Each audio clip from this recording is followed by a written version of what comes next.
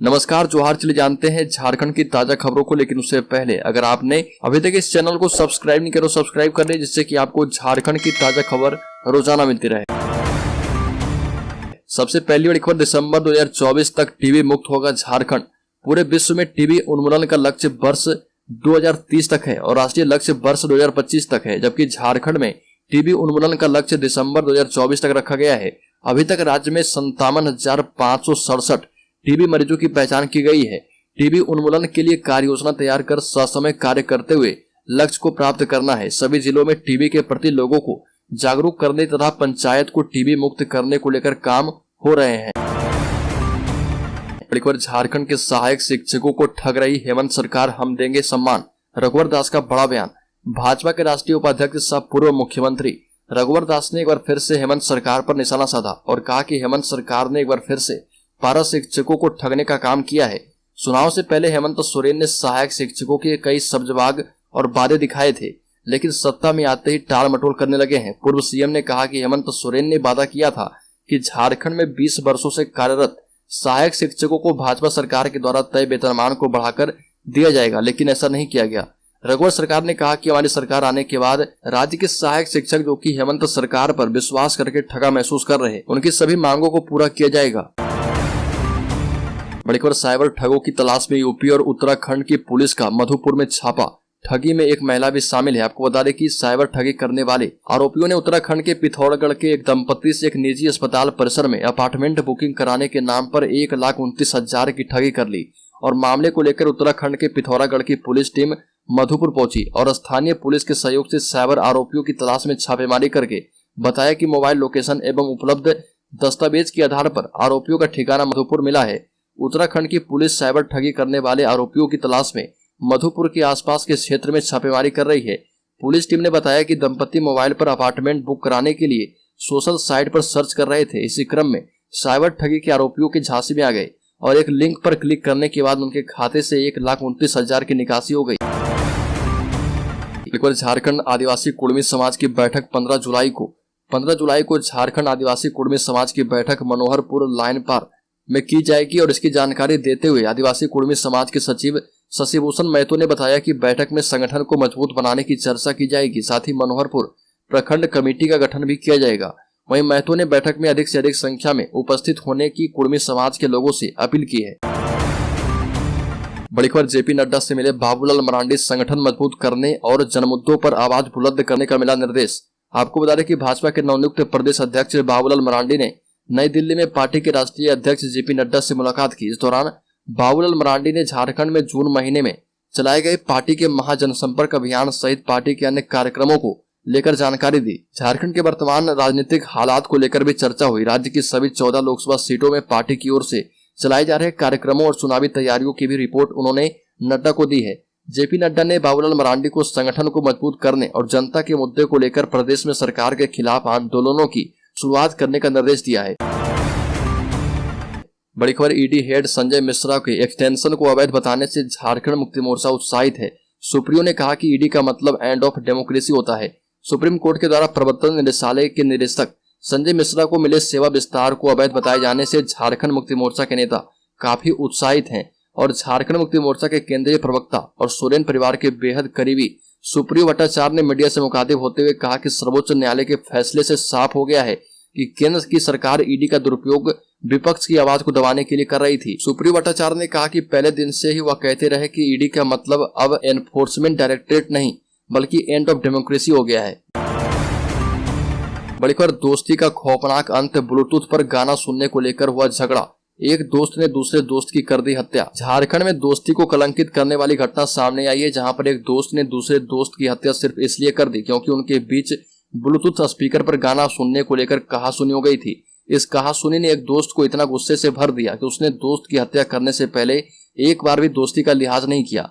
ये घटना झारखंड के सिमडेगा जिले की है। सिमडेगा जिले के बानो प्रखंड के महाबुआंग थाना क्षेत्र के बेड़ा इरगी गांव के रहने वाले 14 साल के पूना कांडुलाना की दोस्ती गांव के ही रहने वाले 19 साल के अजय सिंह के साथ थी। इन दोनों युवकों की गहरी दोस्ती की मिसाल पूरे गांव में दी जाती थी। खेलने के बाद ब्लूटूथ पर अपनी मनपसंद गाना को सुनने को लेकर दोनों युवकों में झगड़ा हो गया और 19 साल के अजय कुमार सिंह ने गुस्से में अपनी हॉकी स्टिक से अपने दोस्त पूना कांडुलाना के सिर पर जोरदार वार किया।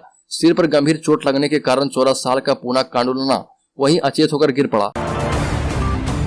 बड़ी खबर पश्चिम बंगाल से झारखंड खपाया जा रहा था प्रतिबंधित मांस, मौके से 3 आरोपी गिरफ्तार। पुलिस की पूछताछ में आरोपितों ने बताया कि ये लोग प्रतिबंधित मांस बंगाल के गोरांडी से लाकर जामताड़ा जिले के विभिन्न क्षेत्रों में लाकर काफी समय से बेच रहे थे। बंगाल में इस पर प्रतिबंध नहीं है, ऐसे में यह उन्हें आसानी से कम दर पर उपलब्ध हो जाता है और यहाँ के सीमावर्ती कई गाँव में जो उनके पुराने चिन्हित ग्राहक हैं उन्हें यह लाकर बेचा जाता था। इस संबंध में ग्रामीणों की ओर से पुलिस को दिए गए आवेदन में बताया गया कि 2 बाइक पर सवार 4 लोग प्रतिबंधित मांस लेकर जा रहे थे। जब उन्हें इस बात का पता चला तो रोककर उनसे पूछताछ की गई। इसके बाद जब तलाशी ली गई तो झोले में भरा हुआ प्रतिबंधित मांस मिला। इस बीच एक मौके से व्यक्ति भाग निकला जो कि बिंदा पाथर थाना क्षेत्र का खैरा निवासी फुरकान अंसारी बताया जाता है। इस मामले में तीनों आरोपी की पहचान कर ली गई है। इसमें बर्धमान जिले के पानुड़िया हाकिम पाड़ा निवासी फिरदौस अंसारी, कुर्बान अंसारी एवं मुजीब अंसारी के रूप में तीनों की पहचान कर ली गई है। बड़ी खबर राज्य के हजारीबाग जिले में प्रेमी संग 4 साल की मासूम को लेकर पत्नी फरार, पति ने बच्चे को बेचने का लगाया आरोप। आपको बता दें कि आवेदन में शिबू ने बताया कि उनकी पत्नी सपना देवी उम्र 30 वर्ष उसके 4 वर्षीय पुत्री रवीना कुमारी को साथ लेकर अपने प्रेमी जोहनिया निवासी विशाल पासवान के साथ फरार है। और इधर पति को इस बात का भी शक है कि उसकी पत्नी उधर उसकी नन्ही बच्ची को कहीं बेच दे, उसके बाद प्रेमी के साथ आराम से रहेगी। पीड़िता ने दारू थाना प्रभारी अमित कुमार से गुहार लगाई है। आशंका जताई जा रही है कि दोनों फरार प्रेमी प्रेमिका आपस में विवाह कर चुके हैं और इससे पूर्व भी दोनों एक दूसरे के साथ पकड़े जा चुके थे। बड़ी खबर राज्य के देवघर जिले में आवश्यकता से 85% कम बारिश, पानी की कमी से खेतों में डाले धान के बिचड़े सूखने लगे हैं। झारखंड में मानसून का प्रवेश हो गया है, इसके बावजूद कई जिलों में काफी कम बारिश होने से किसानों की चिंता बढ़ गई है। 12 जुलाई तक देवघर में आवश्यकता से 85% कम बारिश हुई। मौसम विभाग के मुताबिक अब तक मात्र 33 mm ही बारिश हुई है। कृषि विभाग के मुताबिक पर्याप्त खेती के लिए अब तक 245 mm बारिश हो जानी थी, लेकिन ऐसा नहीं होने से सीधे तौर पर खेती पर असर पड़ा है। बारिश के अभाव में देवघर में धान का बिचड़ा अब तक 55% ही डाला जा पाया है। विभाग के अधिकारियों का कहना है कि बारिश के अभाव में बिचड़ा सूखने का खतरा बढ़ जाएगा। अगर एक सप्ताह के अंदर 100 mm बारिश नहीं हुई तो रोपनी भी प्रभावित हो जाएगी। बड़ी खबर एनफोर्समेंट डायरेक्टरेट ने विष्णु अग्रवाल को फिर से 17 जुलाई को बुलाया। वीरेंद्र राम मामले में हरीश यादव को किया गया गिरफ्तार। प्रवर्तन निदेशालय ने दस्तावेज में जालसाजी कर जमीन की खरीद बिक्री के मामले में कारोबारी विष्णु अग्रवाल को समन भेजकर पूछताछ के लिए हाजिर होने का निर्देश दिया है। इससे पहले उनसे 2 बार पूछताछ हो चुकी है। ईडी ने जांच में पाया कि चेसियार होम रोड स्थित 1 एकड़ जमीन विष्णु अग्रवाल से खरीदी है। इस जमीन की खरीद कोलकाता रजिस्ट्री कार्यालय में रखे गए मूल दस्तावेज में जालसाजी कर बनाए गए फर्जी मालिकों के माध्यम से की गई। और बता दें कि चेसियार होम रोड की जमीन की खरीद बिक्री के मामले में राजेश राय और भरत प्रसाद को गिरफ्तार करके जेल भेजा गया है। बड़ी खबर नीति आयोग की टीम से बोले हेमंत सोरेन, कहा कि विकास में पिछड़ गया है झारखंड, केंद्र दे अब ज्यादा से ज्यादा मदद। झारखंड के मुख्यमंत्री हेमंत सोरेन ने नीति आयोग से कहा कि झारखंड उन राज्यों में है जो विकास की दौड़ में पिछड़ गया है। विकास की गति को तेजी देने के लिए केंद्र से ज्यादा मदद मिलनी चाहिए। देश और राज्य तभी आगे बढ़ेंगे जब हम साथ मिलकर चलें। सीएम हेमंत सोरेन झारखंड के दौरे पर आई नीति आयोग की टीम के साथ रांची में हुई बैठक में राज्य को कोयले पर केंद्र से मिलने वाली रॉयल्टी की राशि बढ़ाने और कोयला कंपनियों के द्वारा ली गई जमीन के एवज में बकाया मुआवजे के भुगतान की मांग प्रमुखता के साथ उठाई। मुख्यमंत्री ने कहा कि विभिन्न कोयला कंपनियों का जमीन अधिग्रहण को लेकर लगभग 80,000 करोड़ रुपए मुआवजा दिया जाना है, लेकिन राज्य सरकार और रैयतों को मात्र 2532 करोड़ रुपए का ही भुगतान किया गया है। बड़ी खबर राज्य में कल्याण विभाग साइकिल के बदले विद्यार्थियों के खाते में भेजेगा पैसा। सीएम ने दिया निर्देश। एक लंबे समय के बाद झारखंड सरकार के कल्याण विभाग ने साइकिल के बदले विद्यार्थियों के खाते में पैसा भेजने का फैसला किया है। मुख्यमंत्री हेमंत सोरेन ने अनुसूचित जनजाति, अल्पसंख्यक एवं कल्याण विभाग के कामकाज की समीक्षा करते हुए ये निर्देश दिए हैं। लंबे समय से साइकिल की प्रतीक्षा कर रहे कल्याण विभाग के स्कूलों के विद्यार्थियों को अब राज्य सरकार उनके अकाउंट में पैसा मुहैया कराने की तैयारी में है। मुख्यमंत्री हेमंत सोरेन ने अनुसूचित जनजाति, अल्पसंख्यक एवं कल्याण विभाग के कामकाज की समीक्षा करते हुए निर्देश दिया है। बड़ी खबर बाबूलाल मरांडी की ममता बनर्जी को 2 टूक, कहा कि राम के खिलाफ जाने वालों को मिलती है सजा। पश्चिम बंगाल में हुई हिंसा के बीच सत्ताधारी पार्टी टीएमसी की जीत पर सीएम ममता बनर्जी के दिए हुए बयान पर झारखंड के पूर्व मुख्यमंत्री मरांडी ने जोरदार हमला किया। बता दें कि पश्चिम बंगाल चुनाव के दौरान जारी हिंसा पर बाबूलाल मरांडी ने ममता बनर्जी पर निशाना साधते हुए कहा कि घबराइए मत ममता बनर्जी, प्रभु राम और श्याम से बैर रखने वालों की राजनीति मिट्टी में मिल जाती है। दरअसल बीजेपी नेता ने ट्वीट कर कहा कि आदरणीय ममता बनर्जी जी, बंगाल हिंसा पर कंठ खोला तो जहर उगला। भगवान राम और श्याम को अपनी घृणित राजनीति में घसीटने का अक्षम्य अपराध किया है। बड़ी खबर, ऑनलाइन दवा बिक्री का विरोध, दवाइयों की ऑनलाइन खरीद फरोख्त करना ठीक नहीं, आईएमए के साथ बनाएंगे विरोध की रणनीति। Dhanbad chemist and druggist association ने ऑनलाइन दवा बिक्री पर विरोध जताया और इस संबंध में बैठक की, जिसमें बिहार स्टेट सेल्स रिप्रेजेंटेटिव संघ के अध्यक्ष असीम हल्दर, धनबाद जिले के अध्यक्ष संदीप आइच, सुजाय मुखर्जी आदि भी शामिल हुए। वक्ताओं ने ऑनलाइन फार्मेसी से दवाओं पर 30 से 40% की छूट को गैर कानूनी बताया। सवाल उठाया कि क्या उनकी दवाएं प्रामाणिक है, वो ठीक है या नहीं, ऑनलाइन बिक्री कानूनन सही है या नहीं, इसकी जांच कहां होगी। यह भी कहा कि मरीज की ओर से दिए गए डॉक्टर के प्रिस्क्रिप्शन को ऑनलाइन अपलोड करने से हेल्थ डेटा चोरी होने का भी डर है। इन सभी विषयों पर drug controller general of India ने ऑनलाइन फार्मेसी वाली 20 कंपनियों को सो कॉज नोटिस जारी किया है। उन कंपनियों में अमेजॉन, फ्लिपकार्ट, हेल्थ प्लस आदि भी शामिल है। बैठक में तय किया गया कि जल्द इन सभी विषयों पर संयुक्त रूप से इंडियन मेडिकल एसोसिएशन के प्रदेश अध्यक्ष डॉक्टर AK सिंह से मिलकर आगे की रणनीति तय की जाएगी। एसोसिएशन के अध्यक्ष ललित अग्रवाल ने धनबाद जिले के नागरिकों से इस संबंध में अपील की और कहा कि दवाएं हमारी जान बचाती है, इसलिए उनकी गुणवत्ता प्रमाणिक होनी चाहिए। ऐसे में दवाएं ऑनलाइन न मंगवाएं बल्कि स्थानीय केमिस्ट दुकानों से ही खरीदें।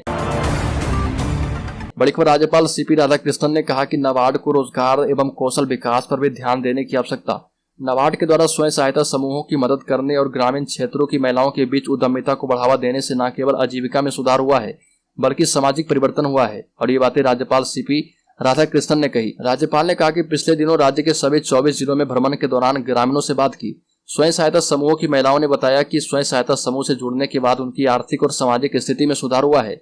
इसलिए नाबार्ड को ऐसी महिलाओं की सहायता के लिए और अधिक सक्रिय और समर्पित होने की आवश्यकता है। अपना अनुभव शेयर करते हुए राज्यपाल ने कहा कि जब वो सांसद थे तब कई सड़कों और पुलों के निर्माण नाबार्ड की मदद से करवाए थे, जिसके बाद गाँव का संपर्क शहर से आसान हो गया था। बड़ी खबर, झारखंड के जेलों में नौकरी का मौका, अनुबंध पर 600 कक्षपालों की होगी नियुक्ति। डायरेक्ट इंटरव्यू लेकर होगा सिलेक्शन। झारखंड की जेलों में कक्षपाल की नियुक्ति की प्रक्रिया शुरू है।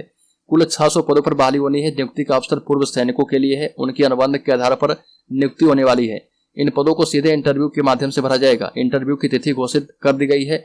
इंटरव्यू 4 जिलों में 26 जुलाई से शुरू होगी। यह जो नियुक्ति है वो 1 साल के लिए होगी, लेकिन आवश्यकता के मुताबिक सेवा विस्तार किया जाएगा। अनुबंध पर कक्षपाल की नियुक्ति की यह व्यवस्था तब तक जारी रहेगी जब तक इन पदों पर अस्थायी नियुक्ति नहीं हो जाती।